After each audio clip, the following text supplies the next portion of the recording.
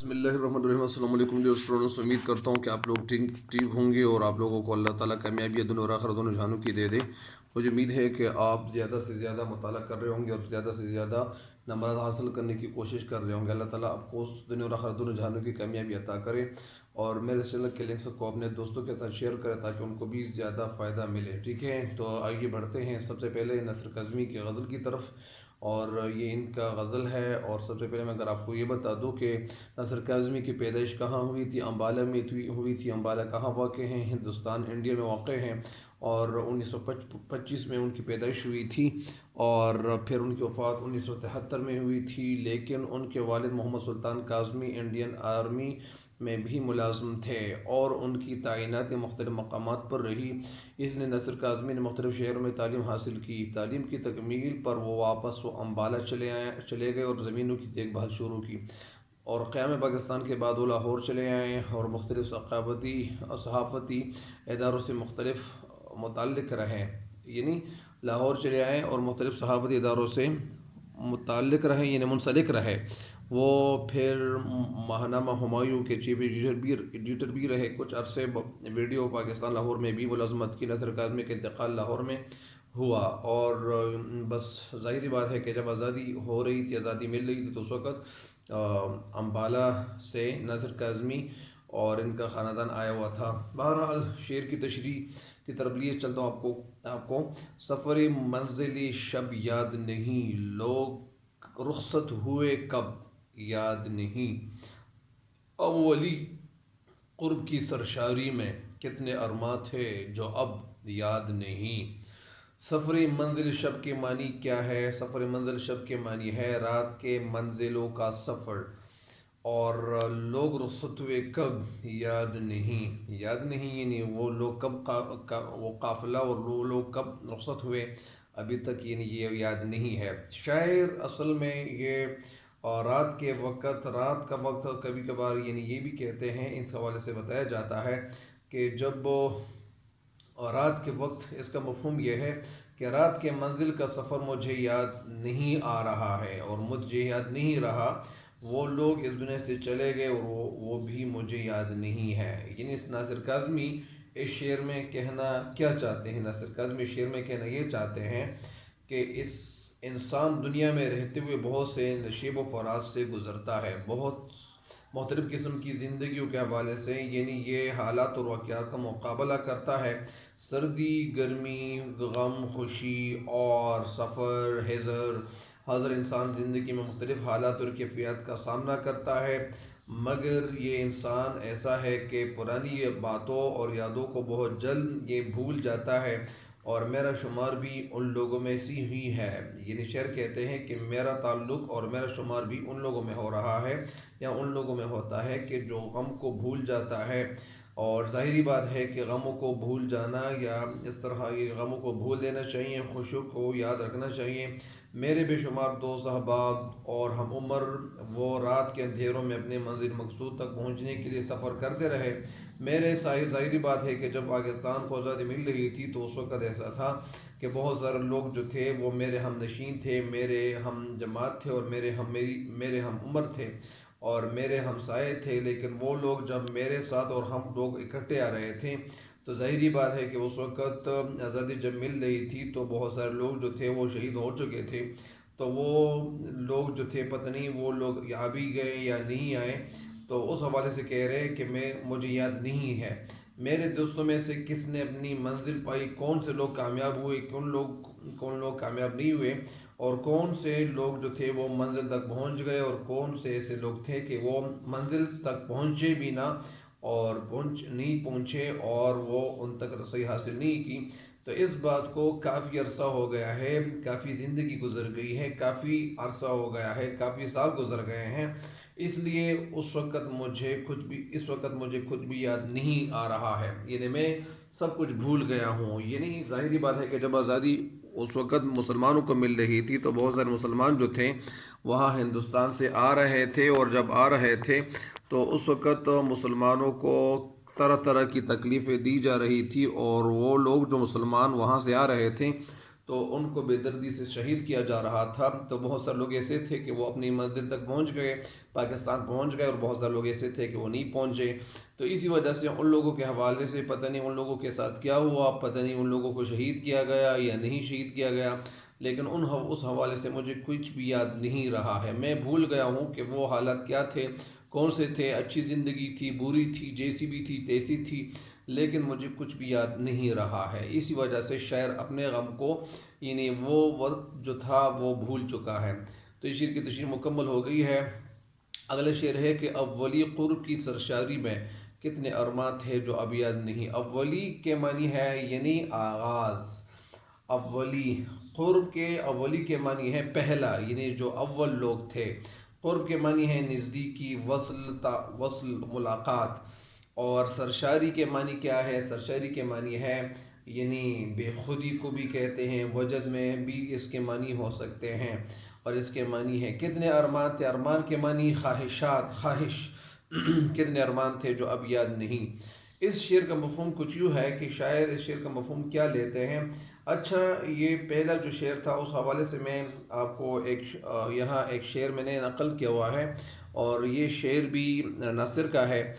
یہ شعر اپنے ساتھ نوٹ کیجئے گا۔ وہ رات کا بے نوا مسافر، وہ تیرا شاعر وہ تیرا ناصر۔ وہ رات کا بے نوا مسافر، وہ تیرا شاعر وہ تیرا ناصر۔ تیری گلی تک تو ہم نے دیکھا تھا، پھر نہ جانے کدھر گیا وہ۔ تیری گلی تک تو ہم نے دیکھا تھا، پھر نہ جانے کدھر گیا وہ۔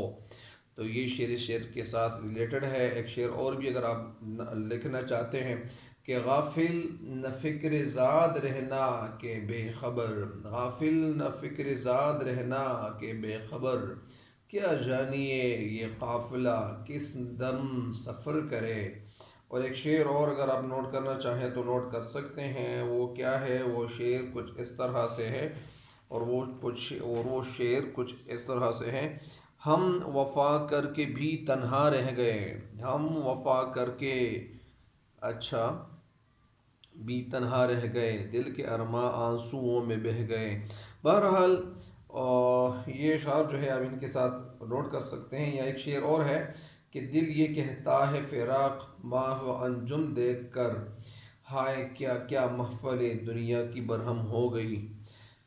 اچھا، اگلا شعر کیا ہے؟ اولی قرب کی سرشاری میں کتنے ارماں تھے جو اب یاد نہیں۔ اس شعر کا مفہوم کچھ یوں ہے، میرے دل میں بے شمار خواہشیں تھیں، بے شمار ارمان تھے، مگر محبوب کی پہلی ملاقات نے مجھ پہ ایسا جادو کیا تھا کہ اب مجھے ایک ارمان بھی، ایک خواہش بھی یاد نہیں رہا ہے۔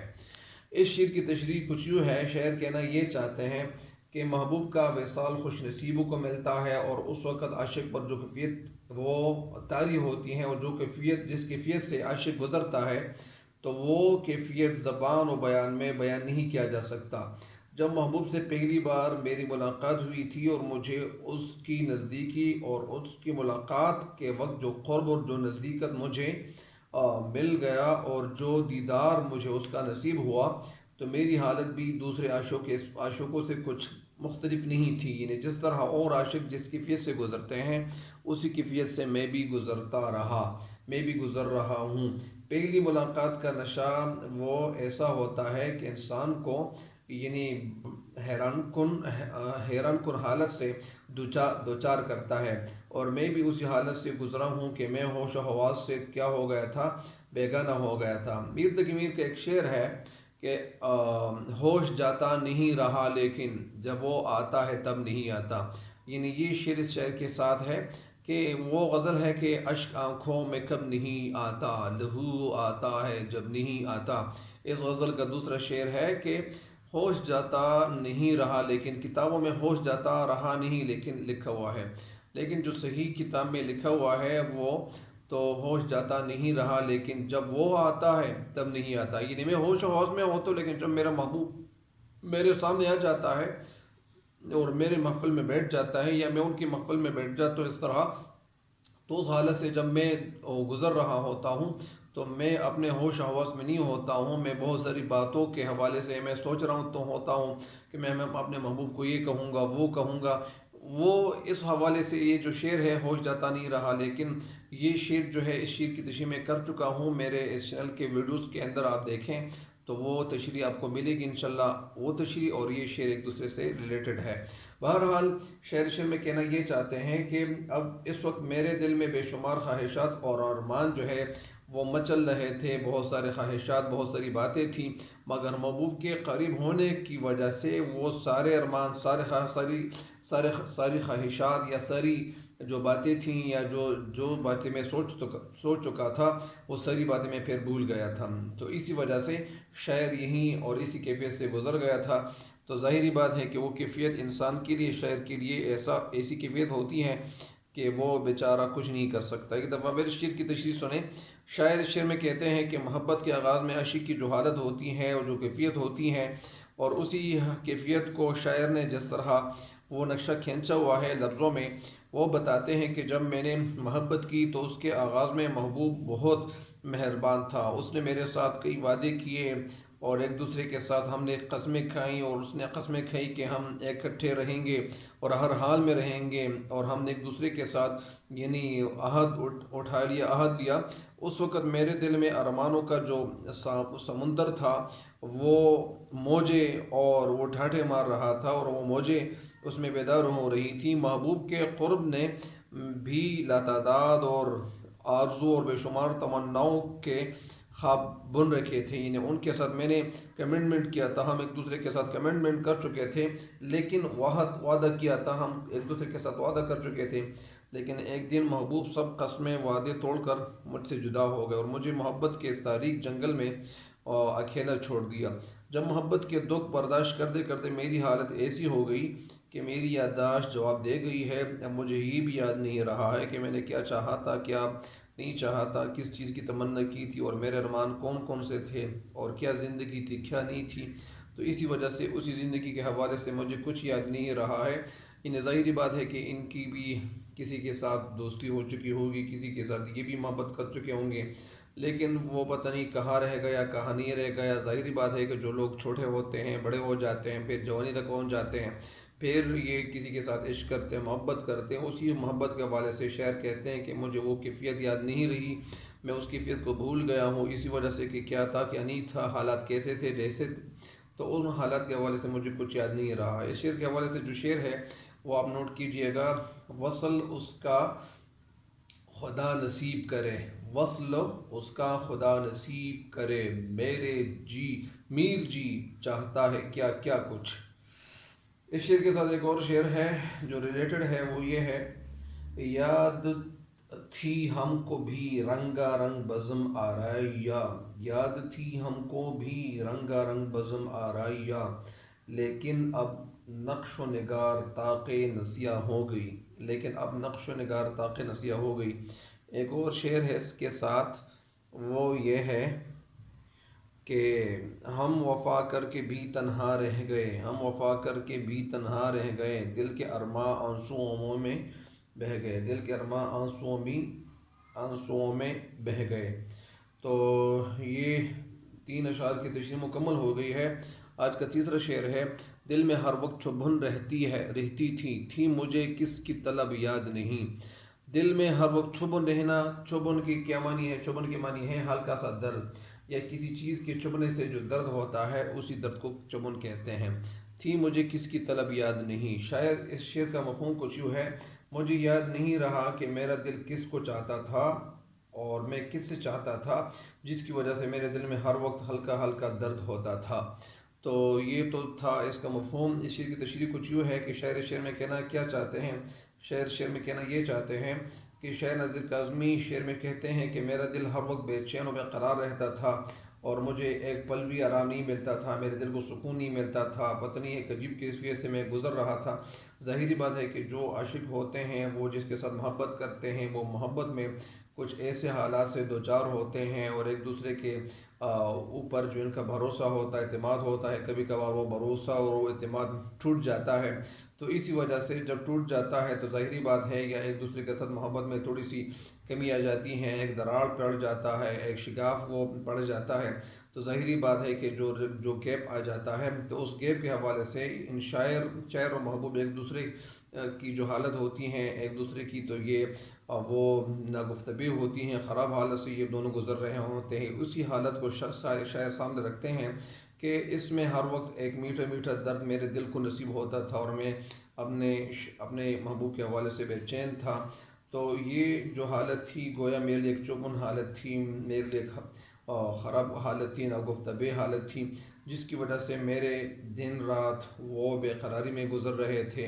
اور وہ کون تھا جس کے لیے میرا دل اتنا بے چین تھا اور اس کا دیدار میں کرنا چاہتا تھا، لیکن میرے دل سے اب تمام باتیں جتنی باتیں بھی تھیں وہ ختم ہو گئی ہے اور مجھے خود یاد نہیں رہا ہے۔ ظاہری بات ہے کہ یہ عاشق جہاں تھے، یہ شاعر جہاں تھے، تو شاید وہاں ان کا محبوب بھی تھا، اور اسی وجہ سے یہ محبوب کے حوالے سے کہہ رہے ہیں کہ وہ وقت میں بھول گیا ہوں کہ پتہ نہیں کیا حالت تھی، کیسی تھی، لیکن اس حالت کو شاعر اپنے سامنے رکھتے ہیں کہ مجھے اب وہ دور وہ زمانہ یاد نہیں رہا ہے کہ جس وقت میں تھا، یا میری عمر جو تھی، میری جو جوانی تھی، تو اسی حالت کو سامنے رکھتے ہوئے کہتے ہیں کہ اب وہ حالت میں بھول گیا ہوں۔ ظاہری بات ہے کہ جب زندگی گزرتی ہے حالت اسی طرح لوگ بھی بدلتے ہیں، لوگوں کے مزاج میں بھی تبدیلی آ جاتی ہے، اور بہت سارے لوگوں کے اندر بھی تبدیلی واقع ہو جاتی ہے۔ کبھی کبھار ایسا بھی ہوتا ہے کہ ایک انسان امیر ہوتا ہے اور امیر جب ان سے وہ دولت ختم ہو جاتی ہے، پھر ایسا ہوتا ہے بہت سارے لوگ ان کو چھوڑ دیتے ہیں، یا ایسی حالت سے بھی گزرتے ہیں لوگ۔ کبھی کبھار ایسا بھی ہوتا ہے کہ کسی کو اللہ تعالیٰ نے حسن دیا ہوا ہوتا ہے، وہ حسن وہ کسی بیماری کی وجہ سے یا کسی وجہ سے وہ ختم ہو جاتا ہے، اس حسن سے وہ انسان محروم ہو جاتا ہے۔ بہت سارے لوگ ان کو اکیلا چھوڑتے ہیں۔ کچھ لوگ ایسے بھی ہوتے ہیں کہ وہ گاڑیوں کے مالک ہوتے ہیں، گاڑی جب ان سے ختم ہو جاتی ہے اور وہ بیمار، وہ بیچارہ غریب ہو جاتا ہے، تو غریب لوگوں کے ساتھ وہ محبت نہیں کرتے لوگ اور پھر ان کو چھوڑ دیتے ہیں۔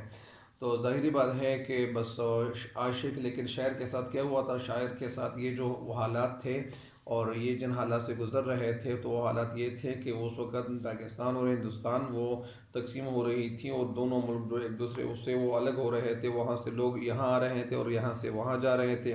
تو ظاہری بات ہے کہ وہ لوگ کیا تھے، ان کے جو گھر جیسے تھے، یا وہاں ایک دوسرے کے ساتھ جو گپ شپ لگاتے تھے، دوست تھے، محبوب تھے، تو ان محبوبوں کو وہ یاد کرتے ہیں۔ ظاہری بات ہے کہ جب ایک انسان کی عمر گزر جاتی ہے، چھوٹے ہوتے ہیں پھر بڑے ہو جاتے ہیں، اور وہ اپنی زندگی کو یاد کرتے ہیں، کبھی کسی کے ساتھ مشورہ کرتے ہیں، کسی کے ساتھ بات کرتے ہیں، تو اس حالت کو جب یہ یاد کرتے ہیں تو ظاہری بات ہے کہ اس حالت کو سامنے رکھتے ہوئے پھر وہ خفا ہو جاتے ہیں، اس کے دل کو اس کے دل کو دکھ ہوتا ہے، اور یہ ناگفتگی حالت سے پھر گزر رہے ہوتے ہیں۔ تو ظاہری بات ہے کہ اسی طرح شاعر بھی انہی دکھوں کو سامنے رکھتے ہوئے کہتے ہیں، اور دکھوں کو سامنے رکھتے ہوئے کہتے ہیں، اور پھر سوچتے ہیں کہ وہ بھی ایک عجیب وقت تھا کہ کبھی کیا ہوتا تھا، کبھی کیا ہوتا تھا، لیکن ابھی شاعر یہاں پاکستان آ کر مقیم ہو گئے ہیں، آباد ہو گئے ہیں، تو ظاہری بات ہے کہ یہ اپنے حالت کو سامنے رکھتے ہوئے خفا ہو رہے ہیں۔ تو شاعر ابھی ان حالات سے یعنی کنارہ کشی کر رہے ہیں، اور کہتے ہیں کہ بس مجھے وہ یاد نہیں رہا، وہ حالات جیسے بھی تھے وہ ابھی وہ ختم ہو گئے ہیں، اور ابھی میں وہاں سے آیا ہوں، تو ابھی شاعر کہتے ہیں کہ مجھے کچھ یاد نہیں رہا۔ مجھے امید ہے کہ اب ان اشعار کی تشریح سے فائدہ اٹھاؤ گے۔ تب تک کے لیے میں اجازت چاہتا ہوں، اللہ آپ کو دنیا اور آخرت دونوں جہانوں کی کامیابی عطا کریں۔ اللہ نگہبان۔